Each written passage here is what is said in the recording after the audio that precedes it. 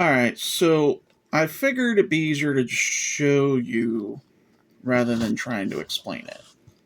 Might be a little bit easier. So, I have Bamboo Lab I use for my slicer.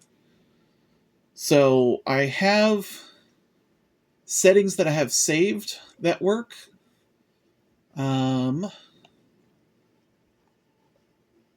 me save my settings here. This is what I have for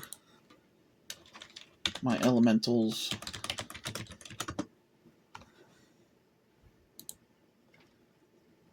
Okay, so I have tweaked my printer settings, so things like the Z offset axis, whatnot. So I have a custom that. I have tweaked my filament settings, so customized the retraction speed, temperatures, all that, cooling. But this is what I was mostly talking about, is going to be your actual settings within the filament and printer that you're using, right? So, starting with quality, I have layer height 0.8, or 0.08 rather, but initial layer height is 0.2 because I want that first layer to be fairly thick, right? I've also increased the width of the initial layer height because, again, I want it to have nice adhesion on the plate. Aside from that, this is mostly default setting for the 0.8 extra fine or high quality rather. But I did switch over to Arachne wall setting. I also changed the order of walls to outer then inner with a bridge flow of 1.5 for those walls. So that helps a little bit.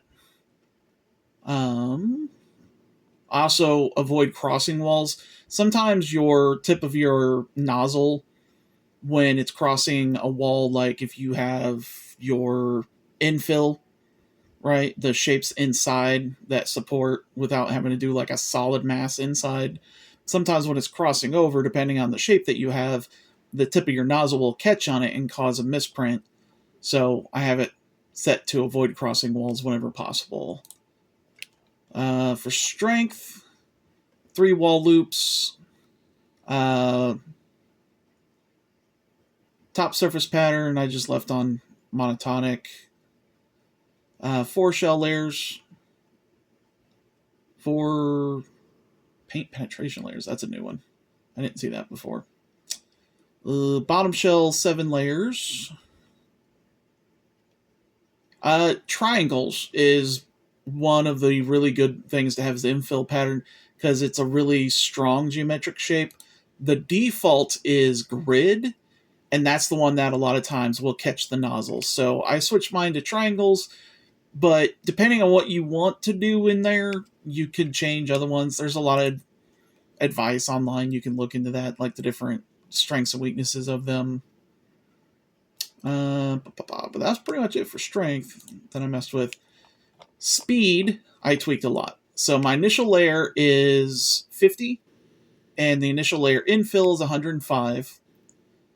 But then here's why I really slowed it down. Outer wall is 30, inner wall is 55, small perimeters is 40, sparse infill 45, internal solid infill 70, top surfaces 25. Definitely slow down for overhangs. This is what I was talking about earlier with those looping. So I slow those down 30, 25, 15, 5, and 5. So the steeper the angle, the more it's going to slow down. Give it time to cool and give it time to adhere. So that's the trick to fixing your overhang issues, is slowing down. Bridge 20, gap infill 20, support 150, support interface 80. Travel speed. I have an issue where my printer really does not like to print more than one thing at a time. It tends to misprint when that happens, and then it drags what it misprinted into the other prints, and it's like it's a domino effect. So I have lowered it. This is something I'm not married to yet. This is what I'm currently experimenting with. if I lower the travel time, does that help cause it to stop misprinting in that fashion? And then the rest of these, the accelerations, I pretty much left alone. Supports, I generally use supports. Tree Slim, 25 for the threshold. Build plate only, remove small overhangs. Sometimes, depending on the print, where it wants to put them, I will say critical regions only, but I turn it off and on as I need it. Let's see. Top Z distance. Okay, so this is top Z distance and bottom Z distance and XY offset. These are the settings that's going to most help you with your scarring, right? So with a 0.08 nozzle, a good top Z distance is 0.16. So this is going to be the Z distance, top and bottom, is how far apart the top of the support is from the bottom of the model. In other words, the vertical distance between the two.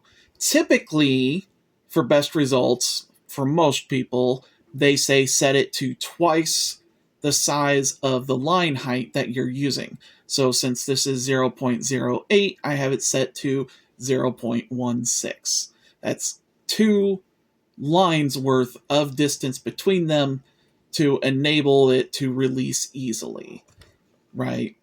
The other one is the 3 top interface layers with an interface pattern of rectilinear works for me. Where is it? There should be a XY offset.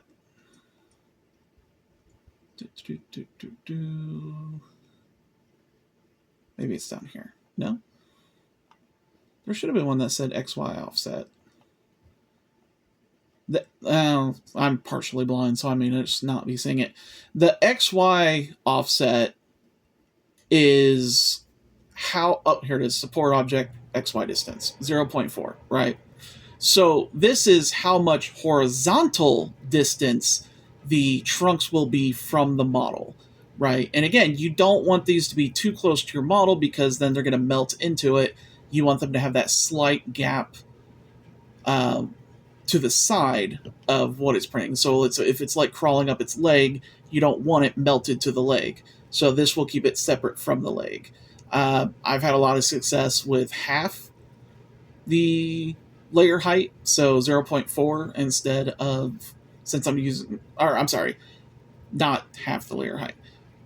Nozzle size is what I'm using. So it's a 0.4 nozzle, 0.4 millimeter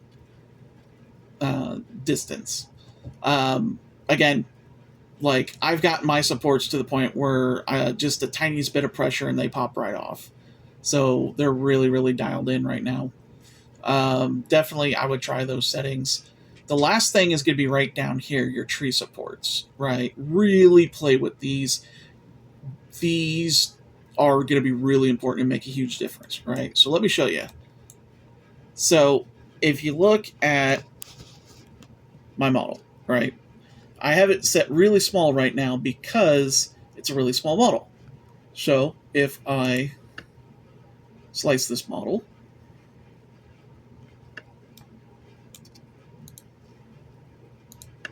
right, you can see where the supports are going to be.